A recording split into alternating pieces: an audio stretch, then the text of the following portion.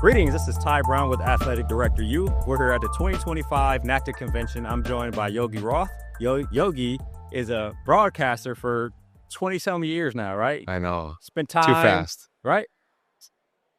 With the Pac-10 networks, right? Started off at Fox and ESPN, then went to Pac-12 networks for 12 years, and then positioned last year, went to Big Ten Network and Fox. So it's been a fun career, living the dream I had when I was literally like calling my own game, shooting hoops in Pennsylvania, man. So Ty, honored to be here with you. I'm a happy guy to be I know here on with many you. levels. Yeah, that's interesting. Okay. Got your own podcast, Y Option podcast. Do some things with the Elite 11, is what it's called? Yeah. Think of American Idol for high school quarterbacks. Yeah. It's been around 27 years. Next week is our 27th year. It's awesome. Go all around America, look at every quarterback in the top 20, come to LA or wherever the finals are that year, and away you go. Which is super interesting. I'm gonna give you four statements, all right? I don't know if they resonate or not. The first one is be impeccable with your word. Of course. Is the book here? You know? The second one is don't take things personally. Don't make assumptions. Yep. And always do your best. I love that. Yeah, we're talking about the book, right? Four agreements. Yes, sir. And I bring that up because one of the things that you're known for in terms of the podcast you do and some of the things you talk about when you do lectures is just the psychology of performance, right? Whether that be in sport, whether that be in life or whatever it is. Talk to me a little bit about that. Of course, we know each other from F45 Culver City. Let's go. Shout out to Culver City. Of course, I'm a coach. I was just a member there. Actually, when we worked out the first time, I was just a member. Yep. Now I'm a coach there, right? F45 Culver. And what I say to people all the time is, hey, be impeccable with your words. People will be like, I can't lift that, or I can't do that. And I say, look, let's just say it's a challenge, but you're willing to try. Afterwards, if it doesn't happen, maybe we can work towards it, or we'll use a lower weight. Talk to me a little bit about the psychology of performance and doing your best and actually thinking and saying that you can do it so you believe it. Yeah, well, it's a really fun question. And you're a really good athlete, because that's what I noticed the first time we worked out together at 6 a.m. I was like, oh, I'm working out with an athlete today. This is fun. It's hilarious. And since you've become a coach, it's been great. Like, you're such an additive to the entire community. Appreciate my wife that. and I, yes. For sure. But so many other people because of your background in sport and performance as well. And I think that's where I start to answer your question. Both my parents were therapists. So I understood mental skills without being told what a mental skill was as a kid. So I would lay in bed at night and I would visualize the game. I didn't know visualization was vote or was the thing, or imagery is what it would be coined now by a psychologist. But I was around that my entire sporting life. And when I started coaching, I came out to USC, I got to work under Pete Carroll. And that's really when, there was kindling on that fire. And it was like, okay, what are mental skills? How can we get somebody to compete in the absence of fear? How can we get them to peak performance and believe that confidence plus trust equals focus? And when you do that, you can maximize as well as tap into your potential. Like, I'm in my early 20s, man, Ty, when that happens. And from that moment on, I was just obsessed with it. And now as a broadcaster, every culture I drop into, or even the Elite 11, my job is to really be the host of that entire event. My job is to push, prod, ask questions, drop a little gem here and there to get people to think and reflect on, how am I talking to myself? Right? What is my body language like? And as a broadcaster, when I have our crew together, I'm asking cameras, follow their body language. Because he told me yesterday in the meeting, this is how he navigates adversity. The acronym I love in broadcasting is PACE, plays after critical errors. So after every interception, there's a camera on the quarterback. After every drop, there's a camera on the wide. Like, how are you going to navigate that? So yeah, that has been a foundational part of my life. Same part of my parenting life with our two sons. So it's a fun question that I love talking about. I could talk about for days. How do you include it in your personal life? And of course, I know your wife, met your children.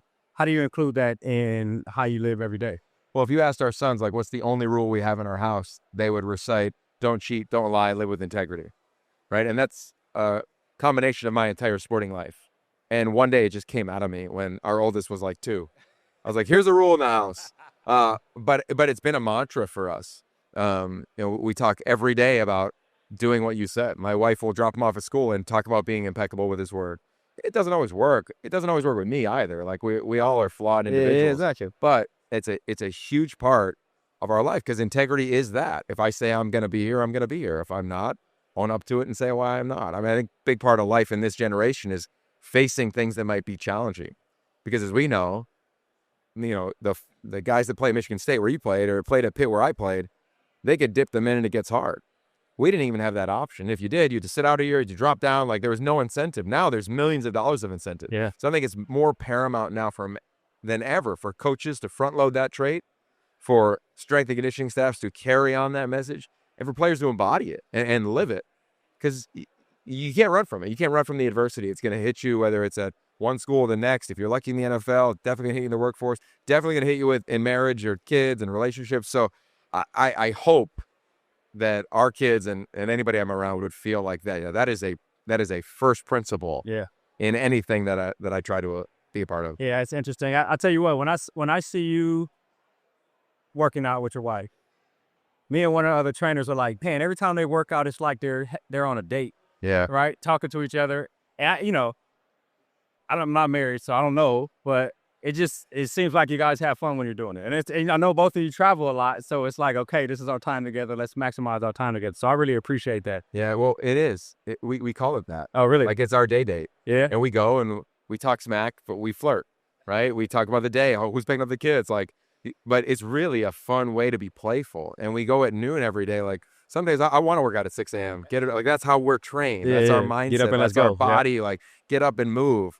But it's like, no, this is no matter what you got going on. That's what I love. I'm such a ambassador for F45 of like, you can go get one in like you were in college, go get a workout in, sweat, get after it with a great community, and you're in and out. Like we work out from 12 to 12:45. I'm on calls at 1, and so is she. But it's a super connected 45 minutes. We're getting fit. We're talking trash. It sets up the next couple of days or the weekend. Like it's a beautiful atmosphere. I love to see it. I appreciate that you recognize that, because I tell that to my married friends a lot of work out with your partner, not to like coach them or one up them. Like nobody wants to be coached as an adult by their peer necessarily, like especially someone that like you're in love with. But it's super fun. Like it's a date. I love to see it. I love to see it. Yeah, I have lived some of the principles you're talking about. I told this story on Athletic Director year before, and I talk about it in public sometimes, is when I went to Michigan State as a freshman, I tried out for the football team and didn't make it, right? And my father was at home. He was dying of cancer, and I was going to go home, go to a junior college, try to get scholarships, do the things. Mom was like, no, you need to talk to your father. So what he told me was, you're not there to play football. You're there to bring home a piece of paper, right? And you're going to enroll in class and you'll be back there next fall, right? So what that did for me was understand the difference in purpose versus goals. Telling myself, there's a reason why I'm here and football isn't it, right?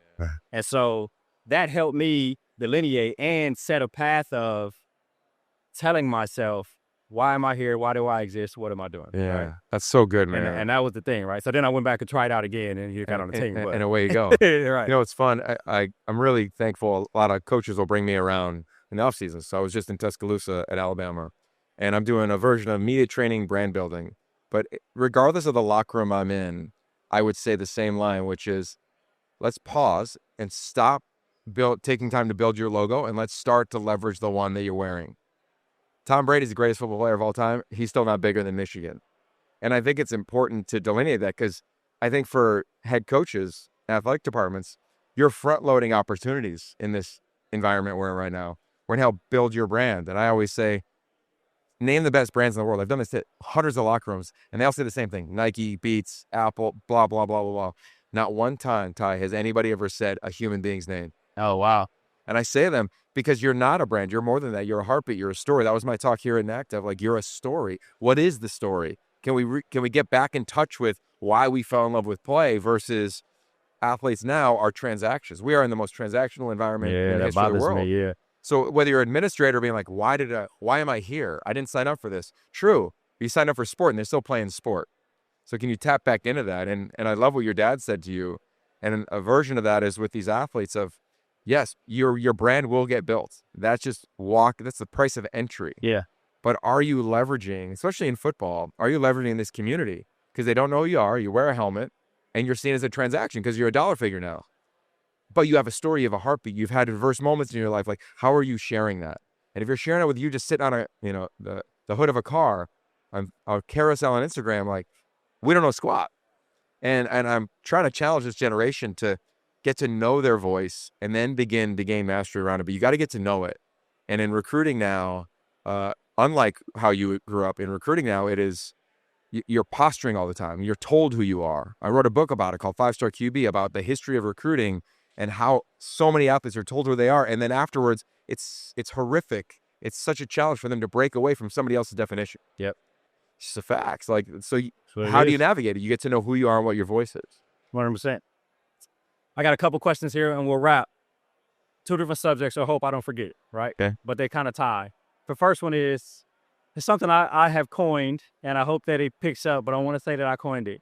It's athlete identity syndrome. Okay. And it's tied to what you're talking about. It's when people stop competing and when sport goes away, they don't know who they are because they haven't taken the time to figure out who they are and define who they are, so that when they separate from sport, they don't have an identity crisis.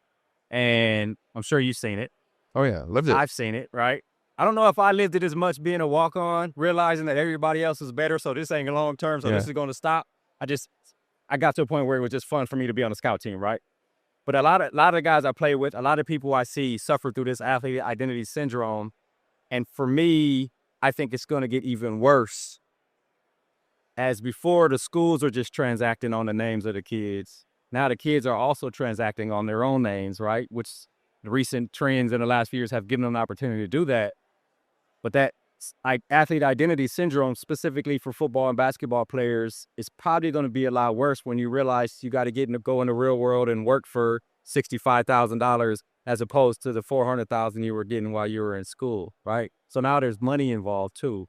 And so, well, legally, right, there's money involved too. So I wonder about your thoughts on those things, the transition. You just mentioned about people getting to know who they are so that it's easier when they do move away from sport. But the part about them transacting on themselves, the school's doing it, and so much money involved, and how that athlete identity syndrome can be a lot worse for our athletes. Well, you're on it.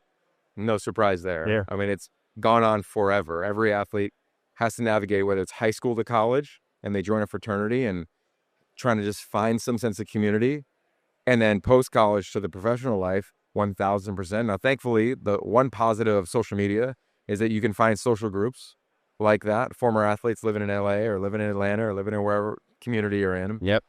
But it is a massive deal. And I urge athletes, I take them through a process. You kind of liken it to the artist's way. So the artist's way would be 12 steps of 12 weeks of writing, free writing, whatever might come to mind, talking about your family, your purpose, whatever it is. My thing is I have athletes write a letter to somebody. They choose whoever it is. Dear so-and-so, hi, my name is Tai. I grew up in, and they write this letter with a series of prompts that reminds them of the thing I had to overcome that I didn't know I could, was when I was most proud of myself, was the game in which I showed up for my teammates was. And the point is that, and it might sound a little ridiculous to people that haven't lived in sport, because you're like, how do they just forget how they navigated adversity, success, failure, triumph? But it's true for all the athletes, because we are just told, you're a DB at Michigan State, you're a wideout at Pitt, and then you're given the gear to represent you that you walk around study hall with, and away it goes. Those things are still happening now. And now it's 10X because you got X amount of followers and X amount of dollars. And now you're right. Go get a sales job, and it's what you kill is what you eat. And it's a base of 40K. Yeah, right. What are you talking about? And I think there's a real challenge here. So what are a couple answers? Few things, and these aren't all right or the thing to do, but a thing to do. Coaches need to front load mental skills. So when you walk into the Michigan State, the first thing that their staff doesn't tell you is how much you're going to make and where you're going to get drafted in the NFL. They're going to say, right down the hall, we got 12 doors that are wide open with licensed professionals. You're going to tap into the mental skills. So you've got a way to navigate this world. Number two, everything you do from here on moving forward will not go exactly as you imagined. That's the only guarantee, and that's it. Can you front load the tools to navigate it, and can you remind them that it ain't going to go as they planned or as they envisioned, and most importantly, probably how their community envisions it. And then you get into the drop-down level number two. What is your community? Who are you around? Do you have, and I say this in my talks all the time, do you have clarity around the thing that matters most? Are you confident in it? And then do you have the discipline to navigate it? So if the clarity for you as a freshman is to make the most money, then transfer 3 times, commit 4 times, that will get you the following and the money. If the clarity is, I want to play at the next level, Okay, let's go attack it with a disciplined approach. If the clarity is I want to leverage football for an incredible next 40 years of my life, 50 years of my life, 60 years of my life, okay, then let's attack with a strategy. And those are the 3 tiers that I think really can allow someone to manifest the vision they have if they can get clear about what the vision is. Yeah, I think that's excellent. Are there coaches? So I'm going to ask this two-sided. The second side, keep it anonymous. Okay. First side, name the coaches. Are there coaches who emphasize that well in the industry? And are there coaches you feel like they either have challenges or will have challenges because they don't focus on the right things? It's a cool question. I think the number one thing that has evaporated from society in general is giving people the benefit of the doubt. Okay. We're quick to judge. We're quick to have an opinion. Offensive coordinator is terrible. Defensive coordinator should be a head coach. This kid can't play. This guy can't play. You know, politics aside, I mean, imagine that world, right? Like that is just evaporated. So in the spirit of competing to give people the benefit of the doubt, I would say some of the best I've ever seen that are currently coaching, Dan Lanning. It ain't close. When you ask them, anyone in the facility, hey, what matters most around here? Coach, player, administrator, they'd say the same things. They reference their DNA traits. Yeah. Connection, growth, toughness, and sacrifice. The culture is built. Everybody understands it, and they can speak the language. Growth, toughness, and connection, the biggest one. Connecting. Like Community, we're connecting now, right? That is the number one thing. Kalen DeBoer, phenomenal at it. I think there's more people that are amazing at it than we think. Because now coaches, I think they've gone through the frustration with the portal of like, man, I barely get to know my team. Yeah. Let's just coach them up to, no. Now I got to get to know my team. I've got to build bonds with my team. So I look at the community building going on at Arizona State with Kenny Dillingham. When I was just at Ohio State calling the spring game for Columbus and Ryan Day, you could argue the most talented roster in football easily last year, competing to not only have a competitive cauldron, but also one where guys get to know one another. So I think more people do it really well than the opposite. I think it's a challenge for first-time head coaches because there's so much coming at you. And that's why I go to the same thing I reference with athletes. Who are you surrounding yourself with? What other staff members who have been there, done that? What other veteran voices are you leaning on? What consultants are you hiring to help you navigate, whether it's the media, whether it's rev share, whether it's player acquisition, transfers? I mean, we just saw today, Scott Pioli, I think, just went to Iowa. Yeah. He's a former GM of the Patriots. Sounds crazy, but yeah. If Kirk Ferentz is saying, I need help with Scott Pioli, like, imagine being your first or second year as a head coach. So that's why I credit Dan Lanning so much, because I met Dan when he was a GA at Arizona State. He was a former GA at Pitt. Like everywhere he's tracked, he's pulled things. And he's also admitted, hey, my flaws, his flaws as he's navigated that. Same thing all of us in life. You know, I'm going to call games for almost 20 years now. I'll screw up a game this year. Okay, how do we grow from it? And I think that's a huge part of this thing. But I think more people are pouring into like the things that matter most than ever before. Because they know they're kind of at, I don't know what the phrase is, but like they have no control over the portal. I mean, it's 2 windows. It sounds ridiculous. There's no contracts. I can sign you for 6 months and have you be a starter. Like, it's chaos what they have to navigate. Yeah. So what are the controllables? And I think most coaches are trying to front load that. Right, control the controllables, 100%. All right, last question here. So I worked for almost 15 years at American Football Coaches Association. Nice. And what I realized in working there is that coaches listen to coaches. It's almost like a parent to say something to the kids, but then when somebody outside of the house says it to the kids, they understand it, right? So coaches will listen to coaches. We can all say the same thing, but unless they hear from a coach, it makes sense. I say that to say the audience for this are college athletics administrators, right? You can interpret what coaches need, what coaches do. Can you tell us what administrators need to do to help the coaches be successful at what's happening now in college football? That's a cool question. Yeah. It was asked in my keynote earlier today where they asked a question about alignment. And if we're going to be real, some of the programs listening to this show or watching it now have tremendous alignment.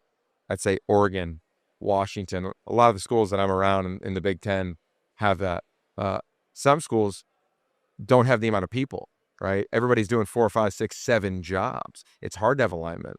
So my answer to that question is to go to the top and ask from president on down, I'm talking school president on down, what is the one thing that matters most? What are the 3 things that matter most around here? And do we own that? And if we own that, if you say, graduation, if you say development, if you say professional, get to the pros, like whatever, I don't care. Whatever it is, lean into it. own it. So then as you're an administrator, you're like, all right, I'm echoing that. Same thing with a head coach. Because every head coach is running their own Fortune 500 company. 100%. To a large degree, especially in the revenue generating sports. Coach, what matters most to you? So then whether it's the buses, the food, the off the field activities, the donor events, the people we allow into campus, the community groups we engage with, like they all can mirror that. And the ones that don't fail. I'll say this as a broadcaster.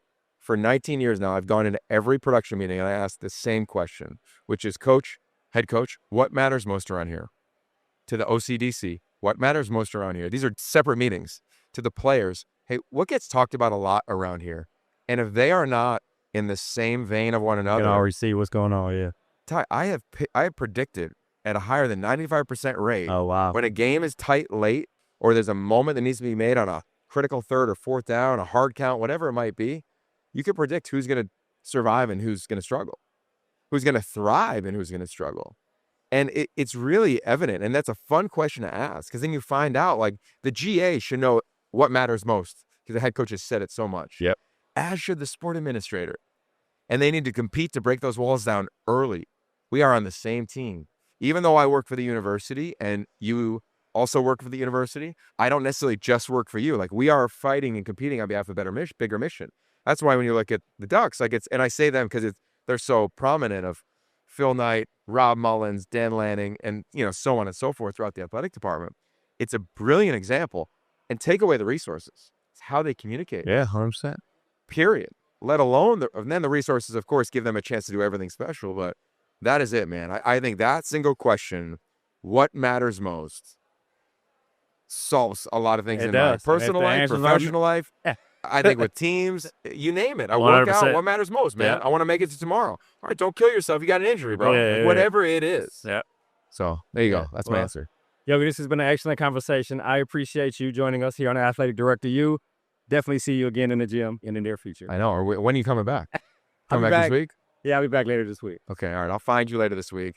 So cool to do this with you after watching you do it last year and seeing all the dualities in your life, man. I appreciate you, and it's been really cool getting to know you. Yes, sir. That was Yogi Roth. Yogi is a broadcaster, author, podcaster, public speaker, number of different things, high-level workout general at F45 Culver City. And, of course, I'm Ty Brown with Athletic Director U. And keep in mind, the role of a leader is to create and maintain an environment that people want to be a part of. And as always, be better tomorrow than you are today.